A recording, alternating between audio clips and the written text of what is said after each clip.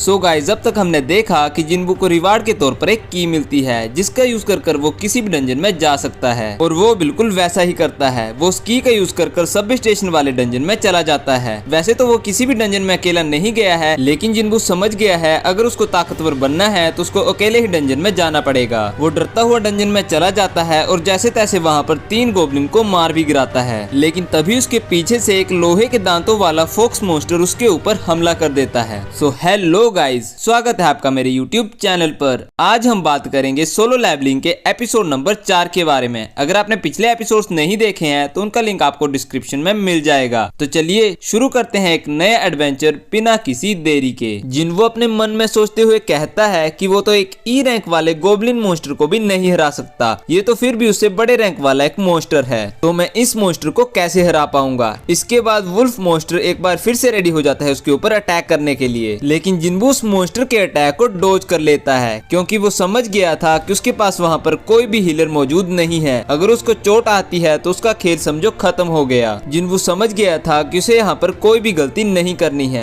वो wolf monster फिर से आगे बढ़ता है जिन्वो के ऊपर अटैक करने के लिए, लेकिन जिन्वो बैक फ्लिप मारकर उसे डोज कर लेता है। जिन्वो यहाँ पर सोचते हुए कहता है कि उसने जो एक्सरसाइज की है उसकी वजह से उसका शरीर बहुत ही फ्लेक्सिबल हो गया है, इसी वजह से उसने ये बैक फ्लिप बड़ी ही आसानी से मार ली है। जिसके बाद जिन्वो कहता है कि उसे ये सेकंड चांस मिला है, वो मौत के मुंह से बचकर आया है और उसे जिंदगी जीने का दूसरा चांस मिला है। और ऐसा सोचते ही जिन्वो भेड़िए के मुंह के ऊपर एक जोरदार पंच मार देता है जिसकी वजह से भेड़िया दूर जाकर गिरता है। और ये देखकर जिन्वो भी बहुत हैरान हो जाता है और वो सोचता है कि उसने अपने स्टैट्स पॉइंट्स को अपने स्ट्रेंथ के ऊपर डाल दिया है, इसलिए शायद ऐसा हो रहा है। फिर जिन्वो सामने देखता है और वो वुल्फ मॉन्स्टर फिर से खड़ा हो गया होता है जिन्वो से फाइट करने के लिए। तब जिन्वो कहता है कि उसके पास इतनी स्ट्रेंथ नहीं है कि वे उसको हरा पाए, लेकिन अब वे पूरी तरह से कॉन्फिडेंट हो गया होता है उससे फाइट करने के लिए। और जिन्वो फिर से उस वुल्फ मॉन्स्टर के ऊपर अपने हाथों से अटैक करना शुरू कर देता है, लेकिन उस वुल्फ मॉन्स्टर को कोई भी फर्क नहीं पड़ रहा होता है। तब जिन्वो समझ जाता है कि वे कितनी भी फिजिकल स्ट्रेंथ का यूज कर ले, लेकिन उन वुल्फ मॉन्स्टर पर कोई असर नहीं पड़ेगा। आखिरकार जिन्वो को लग रहा होता है कि वे इन वुल्फ मॉन्स्टर्स को हरा नहीं पाएगा और वो देखने लगता है कि उसके पास बाहर जाने के कौन कौन से ऑप्शंस हैं। तभी जिन्वो को याद आता है कि उसकी इन्वेंट्री में एक तलवार पड़ी है जो कि उसने मिस्टर किम से ली हुई थी, तो वो बिल्कुल भी देरी न करते हुए अपनी तलवार को बाहर निकाल लेता है। तब जिन्वो कहता है कि मुझे नहीं पता कि ये तलवार यहाँ पर क्या कर रही है, और ऐसा कहते ही वो वुल्फ मॉन्स्टर के ऊपर अटैक कर देता है और उसको बीचों बीच काट देता है। और ऐसा करते ही जिन्वो के सामने एक विंडो ओपन हो जाती है जिस पर लिखा हुआ होता है कि कांग्रेचुलेशन, तुमने एक मॉन्स्टर को मार दिया है और तुम्हारा लेवल अप हो चुका है। तभी जिन्वो सोचता है कि मिस्टर किम ने उसको बताया था कि उन्होंने इस तलवार को 3 मिलियन वोन में खरीदा है, तो वो इस तलवार को तो छू भी नहीं सकता क्योंकि उसके पास तो इतने पैसे हैं ही नहीं। लेकिन तलवार अभी मेरे पास है तो मैं इसका इस्तेमाल कर सकता हूँ, और वैसे भी गिन की इन्वेंट्री बहुत बेहतरीन है, मैं इसमें कुछ भी स्टोर कर सकता हूँ। लेकिन तभी अंधेरे से 2 और वुल्फ मॉन्स्टर निकल आते हैं, लेकिन जिन्वो कहता है कि उसे अब इनसे डरने की कोई जरूरत नहीं क्योंकि उसके पास अब तलवार है और अब इनसे वे आसानी से लड़ सकता है। तभी जिन्वो अपनी तलवार से पहले वुल्फ मॉन्स्टर के ऊपर अटैक करता है, लेकिन उसकी तलवार पूरी तरह से जमीन में धंस जाती है। वो पूरी कोशिश करता है लेकिन उसकी तलवार जमीन से निकल ही नहीं रही थी। तभी दूसरा वुल्फ मॉन्स्टर भी उसके ऊपर अटैक करने लगता है। तभी काफी मेहनत करने के बाद फाइनली जिन्वो की तलवार निकल जाती है और पीछे आ रहे वुल्फ मॉन्स्टर को वो एक ही स्लाइस में काट फेंकता है। लेकिन जिन्वो जब दूसरे वुल्फ मॉन्स्टर के ऊपर अटैक करता है तो उसकी तलवार उसके दांत में जाकर अटक जाती है। जिन्वो अपनी पूरी कोशिश करता है लेकिन फिर भी उसके दांतों से अपनी तलवार को बाहर नहीं निकाल पाता है, और वो मन ही मन सोचता है कि वे अपनी तलवार को यहाँ खो नहीं सकता। और ऐसा कहते ही वे वुल्फ मॉन्स्टर के पेट पर एक लात मारता है और अपनी तलवार को उसके मुंह से छुड़वा लेता है। तलवार छूटते ही वे वुल्फ मॉन्स्टर के ऊपर अटैक करता है और उसको बीच में से काट देता है। जिन्वो देखता है कि पहले वाले डंजन में जो स्टैचूज थे उनके मुकाबले ये वुल्फ मॉन्स्टर तो कुछ भी नहीं है। जिन्वो एक और वुल्फ मॉन्स्टर को घूर कर देखता है और वो अंधेरे में गायब हो जाता है। जिसके बाद स्क्रीन पर वो अपने स्टैट्स देखता है और वो देखता है कि उसका लेवल बढ़कर 2 हो गया है और साथ ही साथ उसको 2 स्किल्स भी मिली हैं, जिसमें से पहली होती है स्प्रिंट, जिसकी वजह से वो अपनी स्पीड को बढ़ा सकता है, और दूसरी होती है मस्कुलैरिटी, जिससे वे अपने मसल्स को भी बढ़ा सकता है। जिन्वो अपनी स्टैट विंडो की तरफ देखते हुए कहता है कि जैसे ही मेरा लेवल अप होता है मेरे जितने भी स्टैट्स पॉइंट्स होते हैं वो 1 पॉइंट के साथ आगे बढ़ जाते हैं, तो यानी कि मेरा डंजन में आना और मॉन्स्टर्स को मारना फायदेमंद है। और जिन्वो यहाँ कहता है कि यहाँ विंडो पर काफी सारे ऑप्शंस हैं, लेकिन मेरे को यहाँ पर सिर्फ स्ट्रेंथ ही समझ में आती है, और जैसे ही मैं मॉन्स्टर्स को मारता हूँ मेरी स्ट्रेंथ भी अपने आप बढ़ती जाती है है तो अब दुनिया का सबसे वीक हंटर दुनिया का सबसे स्ट्रॉन्गेस्ट हंटर बनेगा। ऐसा कहते ही वे मॉन्स्टर्स की डेड बॉडीज के पास जाता है और कहता है कि मैंने इन मॉन्स्टर्स को मार तो दिया, लेकिन इनके अंदर से मुझे कोई मैजिकल स्टोन क्यों नहीं मिला? क्या ये डंजन बाकी नॉर्मल डंजनों में से अलग है? और वहीं जिन्बू को एक राइकल फैंग मिलता है जो कि एक स्टील फैंग होता है और जिन्बू उन राइकल फैंग को अपनी इन्वेंट्री में रख लेता है। और वहीं जिन्बू अपनी विंडो स्टैट की तरफ देखता है तो वहाँ एक बाय और सेल का ऑप्शन आता है और जिन्बू बाय पर क्लिक करता है, लेकिन वहाँ पर कुछ भी नहीं होता क्योंकि उसके पास 20 गोल्ड कॉइन नहीं होते हैं और उसको इस करेंसी के बारे में कुछ भी मालूम नहीं होता है। तभी जिन्बू सोच रहा होता है कि आखिर इस डंजन का बॉस कौन होगा और तभी पीछे से उसके ऊपर वही वुल्फ मॉन्स्टर अटैक कर देते हैं। और अब जिन्बू ध्यान से देखता है तो वहाँ पर बहुत सारे वुल्फ मॉन्स्टर्स आ चुके थे। तभी जिन्बू आगे बढ़ता है और एक एक करके उन सभी वुल्फ मॉन्स्टर्स को मारने लगता है। जैसे ही जिन्बू किसी भी वुल्फ मॉन्स्टर को मारता है उसका एक लेवल अप हो जाता है। जिन्बू यहाँ पर जितने भी मॉन्स्टर्स होते हैं उन सभी को मार डालता है। इतने वुल्फ मॉन्स्टर्स को मारने के बाद जिन्बू को एक नया टाइटल मिल चुका था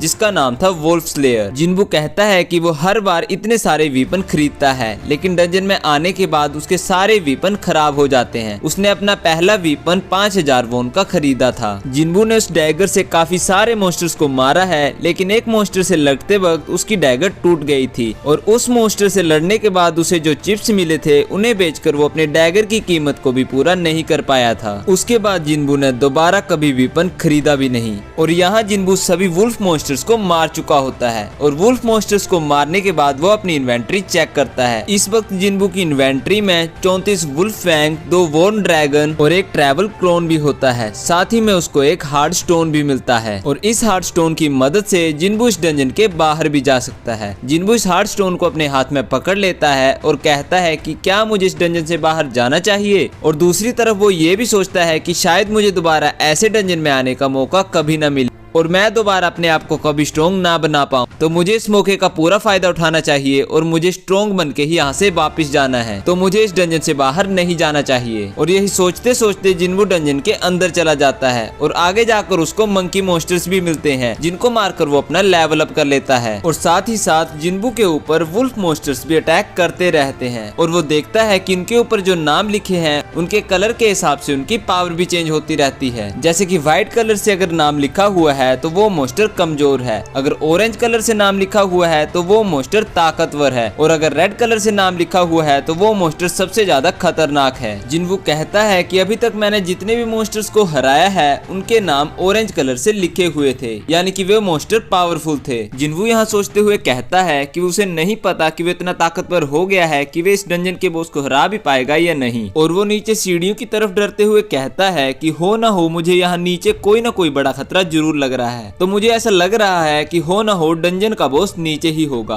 और ऐसा सोचते ही जिन्बू डंजन की सीढ़ियों के नीचे जाने लगता है। डंजन में नीचे जाते ही जिन्बू पानी देखता है और पानी में एक स्नेक मॉन्स्टर होता है। जिन्बू को देखते ही स्नेक मॉन्स्टर उस पर अटैक कर देता है। अटैक से जिन्बू पीछे जाकर गिरता है और उसे काफी चोट भी आती है। और अब अटैक के बाद जिन्बू अपनी तलवार को देखता है जो कि अटैक की वजह से पूरी तरह से टूट गई होती है। और अब जिन्बू मन ही मन सोच रहा होता है कि अब वे इस टूटी तलवार से स्नेक मॉन्स्टर का सामना कैसे करेगा। तभी हमें सामने वही खतरनाक स्नेक मॉन्स्टर दिखाया जाता है जिसका नाम होता है ब्लू पॉइजन फैंग रसाका। तभी जिन्बू उसके सर के ऊपर उसके नाम को देखता है जो कि एक ऑरेंज कलर से लिखा हुआ होता है। इसका मतलब कि ये स्नेक मॉन्स्टर अभी भी उतना ताकतवर नहीं है। तभी जिन्बू सोचता है कि उसने ऑरेंज कलर से लिखे हुए नेम वाले मॉन्स्टर्स को पहले भी हराया है, तो वो जैसे तैसे स्नेक मॉन्स्टर को हरा ही देगा। जिन्बू तभी उस स्नेक की तरफ देखता है और कहता है कि क्या तुम डंजन के बॉस हो। जिन्बू स्नेक को देखते ही समझ जाता है कि उसकी तलवार का उस स्नेक स्किन के ऊपर कोई असर नहीं पड़ेगा क्योंकि स्नेक स्किन बहुत ज्यादा मोटी है और ना ही उसके पंचेस का उसके ऊपर कोई असर पड़ेगा। जिन्बू ये सब सोच ही रहा होता है कि स्नेक मॉन्स्टर उसके ऊपर अटैक कर देता है और उस अटैक से बचने के लिए जिन्बू अपनी तलवार से उस स्नेक मॉन्स्टर के ऊपर अटैक करता है। वो स्नेक मॉन्स्टर जिन्बू के ऊपर बार बार ऐसे ही अटैक करता रहता है जिससे जिन्बू थोड़ा बहुत घायल भी हो जाता है। दूसरी तरफ से जिन्बू भी उस स्नेक मॉन्स्टर के ऊपर अटैक कर रहा होता है, लेकिन उसकी मोटी स्कल्स होने की वजह से उसके अटैक का स्नेक मॉन्स्टर के ऊपर कोई असर नहीं पड़ता।